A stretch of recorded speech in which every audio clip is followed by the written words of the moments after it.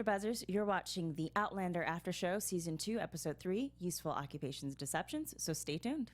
You're tuning into the destination for TV superfan discussion, AfterBuzz TV. And now, let the buzz begin. Hello, everyone, and welcome to Season 2 of Outlander AfterBuzz After Show. I'm Adrian Snow. You can, it's so nice. It is nice. I love it. You can follow me on Twitter and Instagram at Miss Adrian Snow. That's MSADRIANSNOW. And here's my co-host. Introduce yourself. I am Emily Harlan. You can find me on Twitter at MLEBeth and on Instagram at OMG, it's MLE. Yeah, nice. So I would just want to say hello and welcome to Season 2 of Outlander. We're a little late, but we're here. Better late than ever. Exactly. And we are some new faces. We are not what you're probably used to seeing when you turn into the AfterBuzz After Show for Outlander, but we're just as awesome as the past people. Yes. And we hope you'll still subscribe and watch us on YouTube and iTunes and Snapchat and all that good stuff that people do social media-wise. Yes. But with that said, first thoughts on Season 2, Episode 3. I liked this episode. You know, it was kind of like the first time I think that we've seen Claire kind of really uncomfortable with not doing anything. You know, I felt like last season, obviously she had a lot going on. She was kind of thrown into this atmosphere and trying to find her way. And this episode, we saw her say a couple times just kind of her displeasure for not feeling useful, you know? When Jamie said, give my regards to your ladies at tea, and she said, you know, they're not my ladies, you know, and it shows that she's not really fitting in. And also at the medicine shop, when she said, I used to be an interesting woman or unusual woman, or I used to be, you know.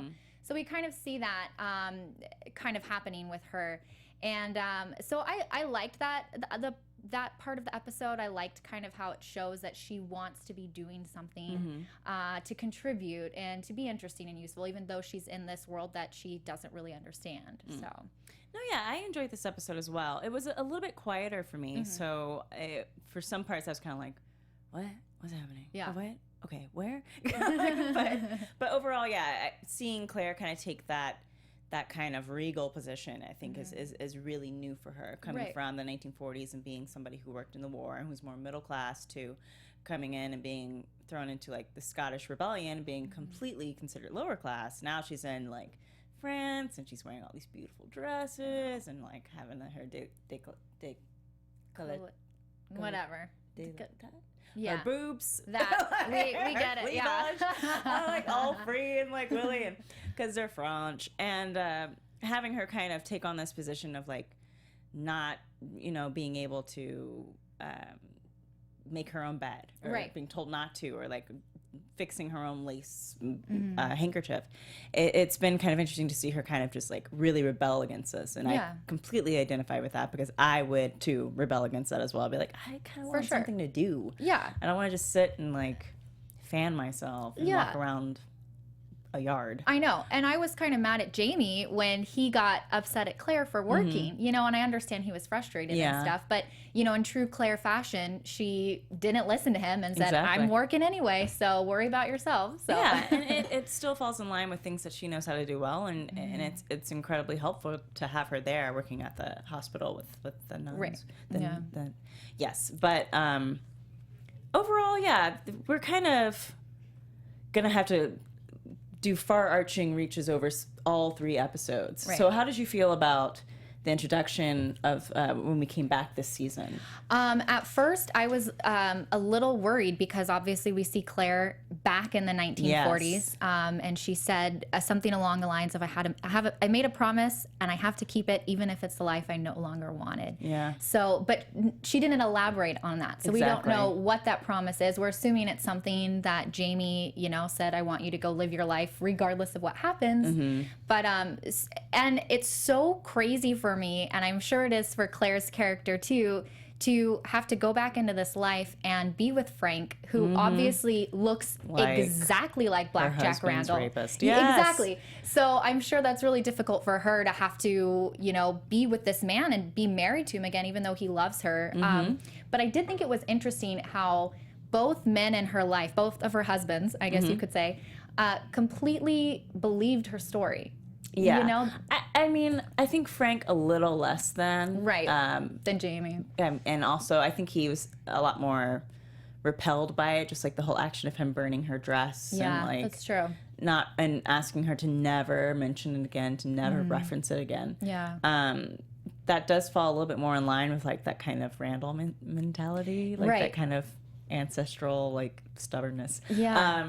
So that was interesting to see him like kind of take it on and hear it, but also kind of like reject it, even though he quote unquote believed it. He still kind of has this rejection of it. But for a lot of the book readers, that's nothing new. That is like pretty much, I believe this is the beginning of book 2 is when she does have to go back in time. And so I'm not going to like spoil it for people who only watch. I didn't read the book, but I totally spoiled it for myself on Wikipedia. So I'm not going to spoil it for everyone else who's like following along with the TV show. But yeah, she does. I think hopefully by the end of season 2, we'll figure out why she ends up back. And I think season 3 will be mainly focused on like her in the present. Oh wow, so that's just a little. I don't know about that. I don't like that. Bummer. But, yeah. I did like though how Frank, I don't want to say let her keep her wedding ring from Jamie, but I thought it was interesting because when she married Jamie and she was still in love with Frank, she kept that wedding ring. So it's kind of like now it's come full circle, but on the other side of things. Yeah, so. she was just gonna swap them back, swap the fingers. So that was interesting, but her life is so crazy. I know. But it was nice to see them kind of bring everyone back from. I mean, for them, it's been 2 years since a lot of the people who were a part of the 1940. Well, it's been 2 years in real life, and it's been 2 years since the first half of season 1, where the characters from the 1946/1948, and the priest and the maid woman were originally there. So it was nice to see them come back and reprise those roles. Yeah. But just jumping forward a little bit more, then we go into France. And I mean, they were there for what, an hour before Claire was like, I'm just going to make another enemy. Yeah. I know. That's true. In true Claire fashion, another enemy comes up. But, yes. Yeah. I liked how, well, this season feels so different from the others. Obviously, it's a different setting and everything and different clothes, but it just feels like it's a very different place, which I liked how they did that, because it's easy to kind of say, okay, we're in France now, and even Jamie's hair I thought looked different. It is a little different. I think it's mainly his hair, because usually he's like got extensions or a wig, but I think he's like, and they made it like a little bit brighter red. Yeah, a little curlier and nicer. Yeah, so I liked how it's kind of the new feel with the new attire that they have, and even when they do the things like when Murtaugh and Jamie were sword fighting, and they're like, that's banned here, we don't do it. I like how they're showing all these like stark differences between their life in Scotland and now their life in France. So it's fun to kind of see the differences between the two seasons. And and the first thing that, oh my gosh, what is Jamie's side man? Murtaugh. Yeah. The first thing he says when he gets off the boat is, smells like frogs, which is very much like a kind of like bias that I think a lot of people hold towards the French, that they smell weird and they're too sexual and all this kind of stuff. And so it was nice for them to kind of like be hit with that immediately and kind of feel like fish out of water. And then also just with the change of the theme song and the opening credits, switching over to more of a Parisian French style, with even the song coming out in French. Right. It was nice to see them kind of like really embracing, like, this is where we are now. Yeah. This is what you're going to be seeing. You're not going to be seeing like a bunch of Scottish men running around in kilts and like bleeding all over the place. It's mainly going to be like, if you see blood, it's going to be in a hospital. Right. And that the French characters are not fighters. And that is something that's like very clear in how they operate. Like even with the meeting with the prince, with Charles Stewart, it's always in I want to say bordello. It's not like a brothel. A brothel. There we go. Yeah. I'm like bordello. Dawn of that vampire movie. It's kind of like this like slightly refined but also like kind of trashy way that they handle things, which is kind of like a strange commentary on like French lifestyle. But what did you think of like that whole kind of introduction of that? Well, I think it shows just how I think it kind of highlights how deceptive the characters are. And you're right, you know, there's not this whole like, they don't just go out and kill somebody because he's blackmailing them like Horrocks, you know, what they did in Scotland. Like, it's completely different in the brothel, kind of very deceptive when they were decoding the music. You know, so they're doing all of these very... Johann Sebastian Bach. Right. No and big that's, deal. yeah, I know. That's one thing I love about this show is how they put kind of references to the 1700s and where they're at, and also to the 1940s in the same episode. Like we had Bach, like you mentioned, that wrote that piece of music. But then we also had Claire say to Murtaugh, you know, are you using birth control? And he's like,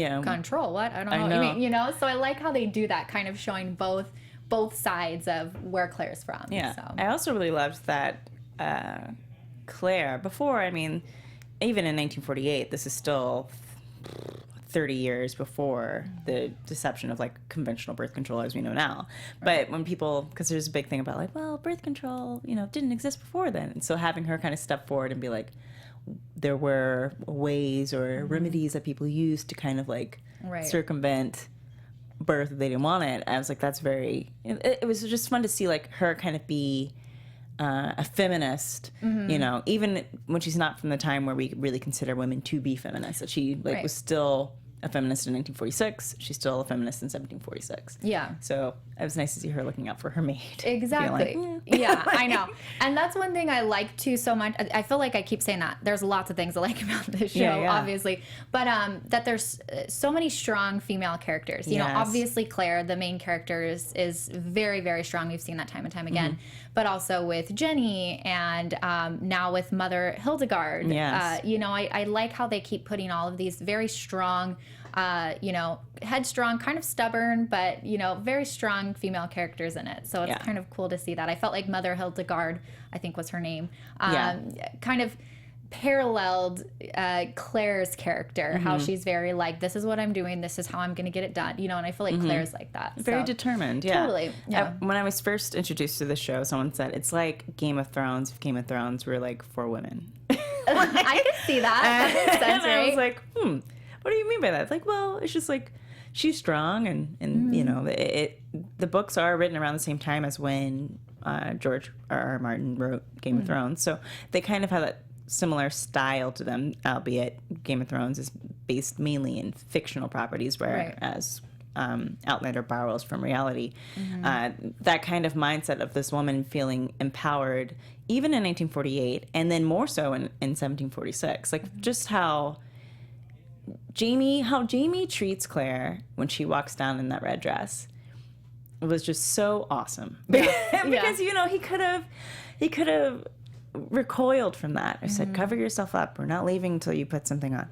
And she sassed him, and he was like, well, okay. Yeah, totally. Like, just get a bigger fan. Yep, I know. That works. You know, like, I don't care. And that's totally their relationship too. And what I loved so much in season 1, when they were kind of going through that struggle of trying to figure out how they were going to be in a relationship together, because he knew what, you know, he was brought up with, and she obviously knew something different, and how he came to her and said, this is what I'm used to, but maybe it has to be different with you. And I feel like that's carried over, even though they've struggled in their relationship, you know, with things that have come up, like when Jamie is obviously still struggling with Randall. You know, it feels like their relationship is still that kind of like, they meet each other in the middle. They still see each other as equals, I think, which I think is really cool, and I like seeing that. So yeah, they really he really is.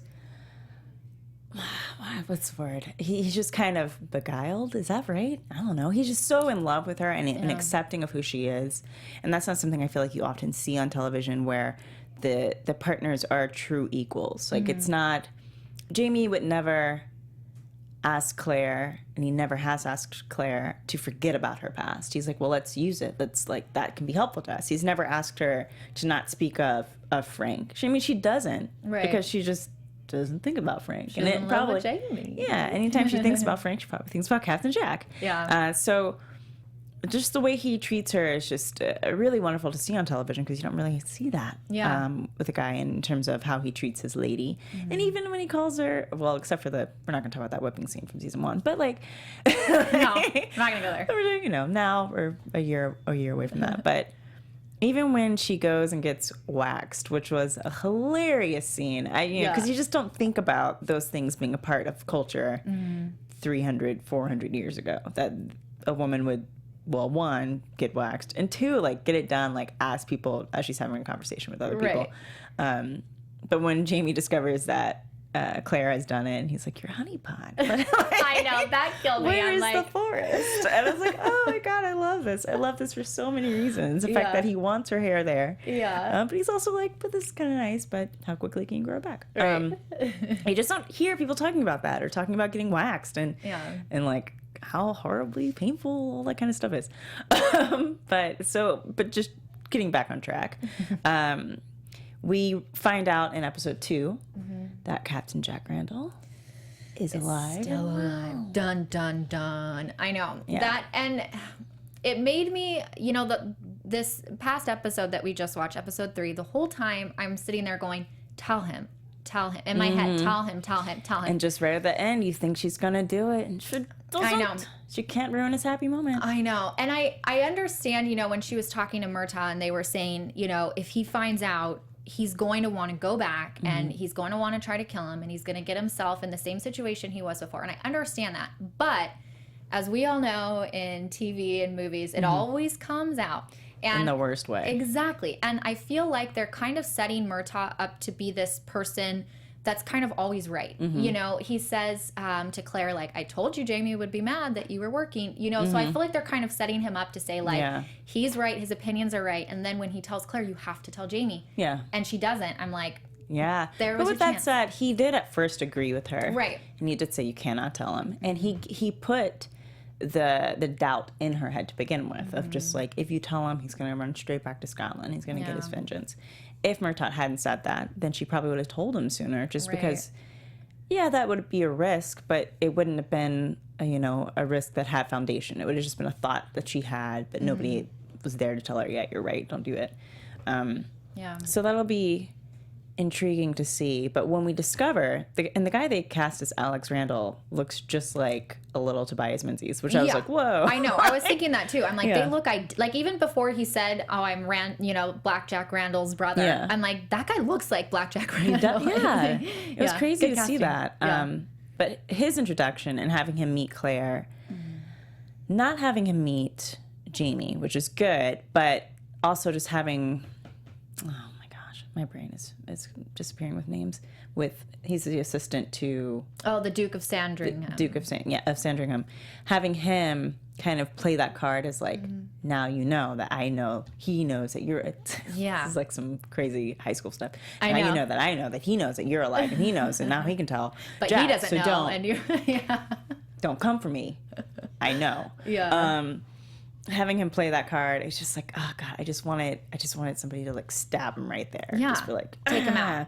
I know. You jerk. Like he's just an awful little bastard. He is. He's so, he's so conniving. And we saw that in season 1 when they were introduced to him and how he was kind of like playing both sides. He's like a little snake. You know, he's such like a little snake. And it's going to be interesting because next episode, I believe they have like a dinner party with him. So that's going to be interesting because Jamie still doesn't know that Randall's alive and everybody else does. So I don't know how they're going to keep that, from him. And especially with the Duke talking about conniving, how they suspect him for being the one that was coding and supplying, the money to Charles and is obviously playing both sides because it's getting, I know, it's all over the place. So I wonder when that's going to come out and it's going to be bad. It's going to be real Very bad. Yeah. But I did also want to touch on just the connection that Claire finally remembered about Captain Jack Randall, and that Captain Jack must stay alive long enough to marry and have a child with Mary Hawkins. And when I realized that, and when they cast the woman they cast to play Mary Hawkins, I was like, oh no. I know, this is a woman who doesn't understand how sex works. Yeah. And she's about to be married to that this creeper, monster. The awful guy. To a monster. Yeah. Not even just oh, he's kind of creepy. He is a straight up sexually deviant, evil monster. What did I think? I know. I think Murtaugh, didn't he say he's like the devil's spawn or something? Yeah. Was he referring to him? I believe is what he said. Yeah, that kind of puts it, really clear. But I thought that was such kind of like an aha moment in the episode where it's like, she obviously cares about Frank, in some aspect. And so she realizes that if Randall dies, if Jack Black Randall dies, then Frank is no longer there. Exactly. So it's like, what do you do? Well, what kind of ripple would that cause? Just to get all timey-wimey about it. Like if Jack accidentally dies too soon, before he can conceive a child with Mary, will she cease to exist? Like, will Claire cease to exist because the entire timeline has changed? Just because if she is not married and on honeymoon, or I guess it was like a late honeymoon with Frank, then there's no reason for her to go to Scotland. There's no reason for her to go to Cracknadoon. And then like everything ceased to exist. So I mean, a part of me kind of wants to see that, like, what would happen.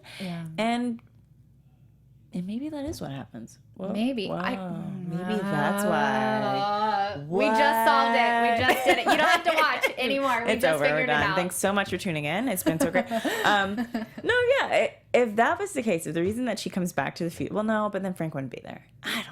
I know. You can do a time paradox. I don't know. I know. In any case. Yeah, I'm excited to see like what they're going to do when they are finally reintroduced to Captain Jack. Because I'm sure they don't have to go back to Scotland. I'm sure he's like well on his way to France. Yeah. But with that said, we also have the introduction of the new villain whose cargo is burnt down. Comte. They just keep calling him Comte. Comte, yeah. That's how I say it. I had to use my thank goodness for closed captioning because I was like, Count? I know. Who? Comte? It's spelled C-O-M-T-E. Yes, so Comte. Or Comte? Comte. They just say Comte. And he is just like, I don't think anyone could be as bad as Jack Randall just because Tobias also Menzies, I don't know him personally, does a really great job with that character. Fantastic. And giving him so many layers. And then even seeing him back as Frank, like, I still love Frank. I know. That was so which hard. is so confusing. I know. You like want him to fall back in love with Claire and for them to be happy, but then you're like, no, Jamie. Yeah, I love Jamie, but I also love Frank. I know. The 30 minutes or I guess hour total we had with Frank first season just made him so endearing. I know. And then to see like how dark he gets. Yeah. Gets so dark. And what's interesting too, if you look at kind of like their, I guess, bloodline, or if you're trying to kind of parallel the two characters, you see when Claire tells Frank that she's pregnant, and she says, we have to think about what this means for all of us, and he like jumps up in her face and like makes a fist like he's almost gonna hit her, but he of course doesn't. But it's like you kind of see, maybe that's part of that Black Jack Randall trickling down a little bit, but I think it's part of that. It could also be just like a sign of the times as well. It wouldn't have been completely out of character for a man in the 1940s to hit his wife. Right. I don't think it would even be legal. Right. So, like, I know. We've come so we don't far want to think about it. I know. But there is that kind of playing with that. But just to take it back to Comte. Yes. Claire happens to put her nose where it shouldn't be. I know. And immediately like chases after people screaming. It's like, what's wrong? Yep. She's so just like, I'm not that person. I'm like, oh, people are yelling. I'm going to turn and go the other way. Yeah. So kudos to Claire for like always being like running towards the fire. Yeah. Unfortunately, it's smallpox, which means that she can go and examine it because she does have the smallpox vaccination. Unfortunately, that means the entire cargo, once it's announced to the public that smallpox has entered through the docks, that everyone who has been on the boat has to be quarantined and all the cargo must be destroyed and the ship is on fire, which is a lot of money. I don't care how rich you are. So this is the Comte's boat and his cargo. And of course, everyone's trying to stop Claire from saying smallpox. But once it's said, they can't take it back. So they have to burn it down. And instantly, in that moment, she makes this enemy out of this like kind of handsome dude. So, really handsome, handsome dude. So, what do you think? Like, how's that going to come back get them later on. You can tell it totally is in some fashion. And I don't know, because they're dealing with Charles, and now we find out that Black Jack Randall's still alive, so we got that going on. But you can tell, right when they're watching the ship burning down and somebody says something along the lines of like, oh, you made an enemy and like he won't forget, and that was episode 1, and now episode 3 we see him again. Come back in. So it's gonna come back. I don't know in what way, but I think his character seems like somebody that would like, kind of like come around and bite you, and you won't know who it is, but he's gonna do it. He's like a little viper. Yeah, like he'll strike when you least expect it, because he just seems kind of like quite like the quiet evil. Like it's in his eyes. He'll look at you like it's on. He's just lying in wait. And then we have the introduction of the. Oh my gosh, his name, I'm so bad with names today, but the medicinal doctor who works yes. I'm going to call him the little dude from Amelie, because that's who he is. That's what I'll go with. That's what I will go with. Little dude from Amelie. Little dude. He was the jealous lover stalker from Amelie, for people who are like, who's that guy from? And I love his character. Oh, yeah. Just like, he's very honest with Claire about how he is like essentially selling snake oil to a good amount of the populace when she first comes in, because she calls him out. She's like, this is not what it's supposed to be. So it's nice to have her have that kind of camaraderie with somebody from the first episode that can be used later down the road to help with certain things. Right. And you do see, I feel like with a lot of characters that we've been introduced to in France are very, they kind of work both sides, because how he tells Claire right off the bat, like, oh yeah, the Comte, he's my enemy, and then she sees him in season 3 talking to him, and then he's like, he says something like, oh, if you have a common enemy, then you're friends, or something along those lines. Something like, just like, you have to kind of like keep your friends close, your enemies closer type thing. Even though earlier he was like a friend, an enemy of my enemy is my friend. You know? So, and you see that also with Duvernay of him kind of playing both sides, of everyone's just a little sleazy. Yeah. Like, I think the introduction of Duvernay is him, like, attempting to sleep with Claire. Hit on Claire, yeah. Being thrown off a bridge, which is awesome. And then he has his wig that's, like, looks like a raccoon. Yeah. Like, the introduction of King Louis is, like, him trying to take a crap and that was being constipated. That was a weird scene. But... And learning about porridge, which was... Porridge? Porridge. What is that? Porridge. And then him coming back later with his coquette, and she's got like a dress that doesn't cover anything, but that was but like the strange outline of her areola. Yeah. So you get very clearly like what they're bringing to, and not to say that they probably aren't 100% accurate with French culture from the 1700s, because they were kind of wild. Yeah. Well, compared to Scotland too, compared to Scotland, compared to England, like even to this day, the way French people talk sometimes, people are like, what do you mean you have a lover from 5 to 7 when you're not with your husband? And they're like, yeah, 5 to 7.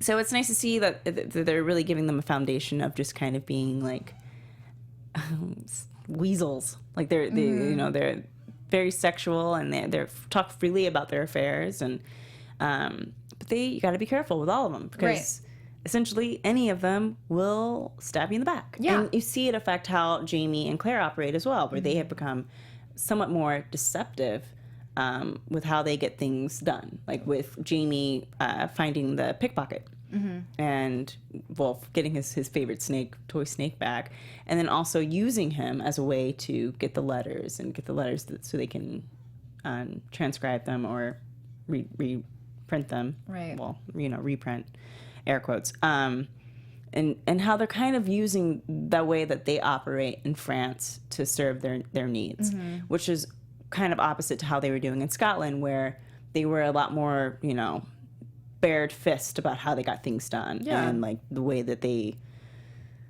were able to kind of overwhelm the people who were against them, like the British, basically. Yeah, I felt like in Scotland, if you didn't like somebody, you'd let them know. Or if somebody didn't like you, you would know. There was never any question like, wait, is that person their friend or their enemy or like what's going on? You know, hardly ever, I feel like. But now in France, right off the bat, it's like everybody I meet, I'm like, wait, I thought he was with this person, or I thought he would, you know, so it seems like it's going to be that way all season. It's actually a lot more political totally. because of that, which for me, I was kind of like, whoa, this is a lot more political this season. I'm going to have a little bit difficulty like keeping track of things because I am used to more of that kind of like in my life, I guess, bare fist. Like, I'm just going to say what I want. Yeah. So watching Jamie adopt quite easily to it has also been intriguing. Right. That's how I felt like this season or episode 3, how we talked about Claire having a hard time fitting in, you know, I felt like it's a complete opposite for Jamie. Yeah. Like you see him like running into the house, changing clothes real quick, saying hi to Claire, and like looking like he's having a party, and then running back out. You know, he's obviously getting things done, fitting right in, and Claire, on the other hand, is having a very hard time. So, and you would think it would be the exact opposite, but Jamie is like loving going to the brothel every night, and the fancy wines that he gets to drink, and the fancy silks that he gets to wear, and like not flinching at all. And even Murtaugh is kind of like, I'm still wearing my kilt as much as possible, and I'll sleep with like the maid lady on the side, but keep him entertained. Keep me entertained. So I think that might, even though they kind of, it seems a little bit rectified now, I think that might still be a rift that comes up later in terms of how they're learning to deal with French society. Right. Whereas it is kind of male friendly. I mean, society in general tends to be very male friendly, but particularly at this time in France, like if you are a man, it's a lot more accommodating to you. Whereas if you're a woman, it's not that it's unaccommodating. There's just maybe not much for you to do. Right. And that doesn't mean necessarily like, oh, well, you should be doing housework or something like that. But there's just like, women sit and have tea. Yeah. That is what they do. Like when Jamie said like, you're tea women or tea ladies, he wasn't wrong to ask that or to say that because that's what women of a certain class in France at that time would be doing. Right. So, and it's going to be interesting to see how Claire kind of adapts to that. And something tells me she's not going to. Something tells me she's already kind of like, I'm going to go work in this hospital. Not for me. Yeah. I'm going to go like pop some puss out of guys' leg. That was disgusting. But yeah, it was Claire got right in there. She got right in, dove right in. Like, let's do this. But I think it's you know, also interesting to see how it's going to pan out with Jamie's obvious struggles that he's still going through, you know, with Captain Jack. Yeah, I feel like this season I think is going to be, obviously we have all this underlining stuff of like the Jacobite rebellion and trying to stop it and all this kind of stuff. But I think it's also going to be Jamie's journey of trying to get well and get better. You know, I feel like the first season was obviously very centered on Claire. Like she's thrown into this new life. She's trying to figure it out, all this kind of stuff. And I think now this season, it seems like it set us up for Jamie's struggle because obviously he's still having those nightmares and these hallucinations of Black Jack Randall, you know, and the lady's maid said something to Murtaugh along the lines of like, that Jamie and Claire aren't like being intimate, you know, so you know he's still struggling and it doesn't seem like it's getting better. And Claire said to him, you know, in time it'll get better, but it's, you know, he's still having so many struggles, rightfully so, you know, but and it seems like he's piling work to forget about his struggles, but that's all. It's like it's going to be a volcano. It's going to hit at some point, and I don't know. Well, it's nice to see them talk about the PTSD of a rape victim, because I think a lot of time in television, when rape happens,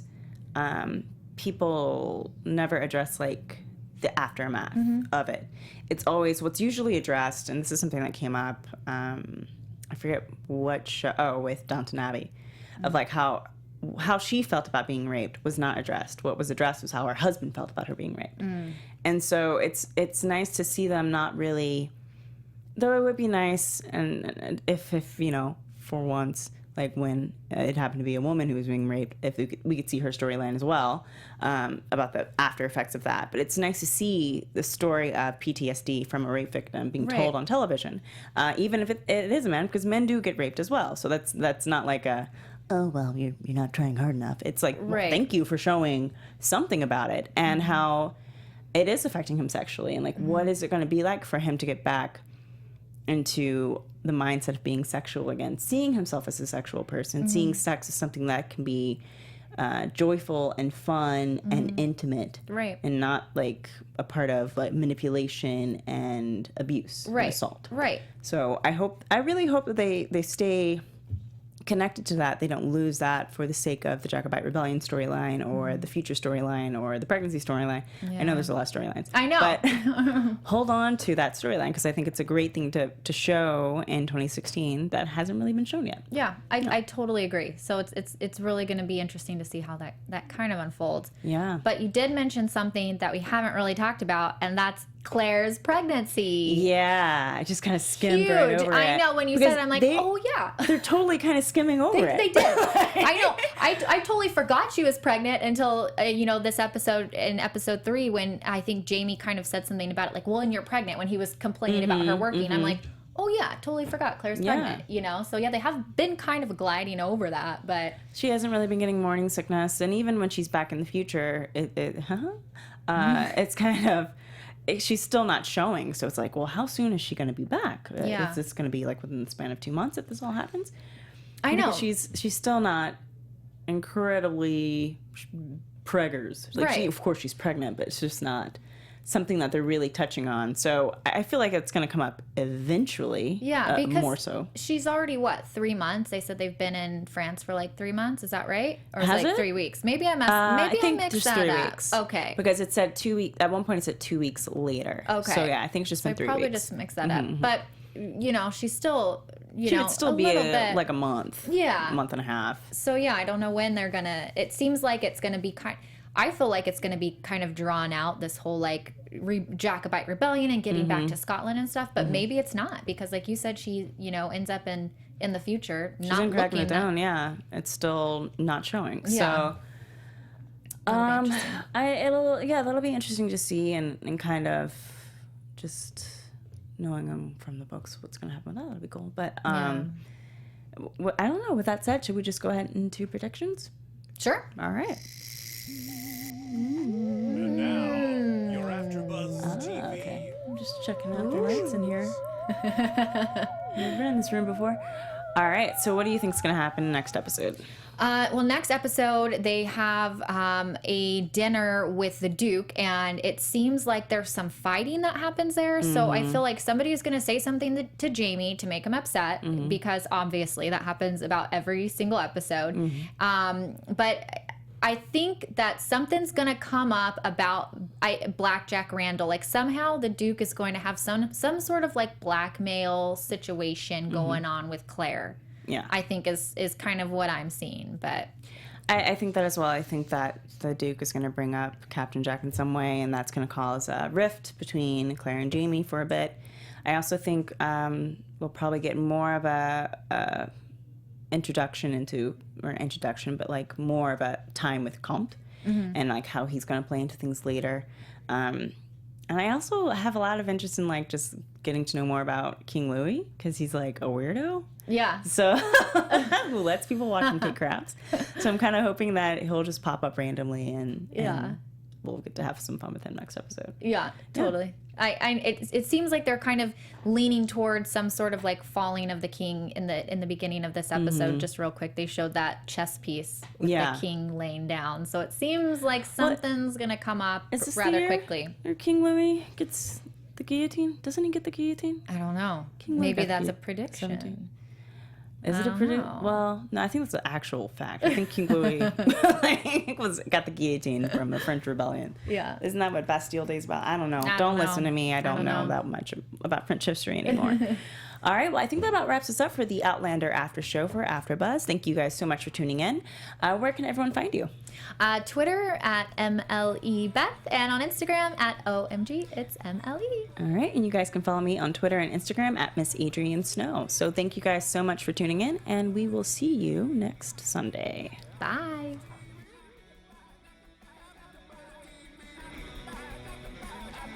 From executive producers Maria Menounos, Kevin Undergaro, Phil Svitek, and the entire AfterBuzz TV staff, we would like to thank you for listening to the AfterBuzz TV network.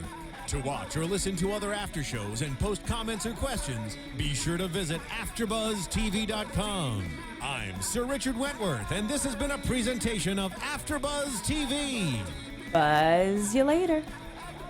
The views expressed herein are those of the hosts only and do not necessarily reflect the views of AfterBuzz TV or its owners or principals.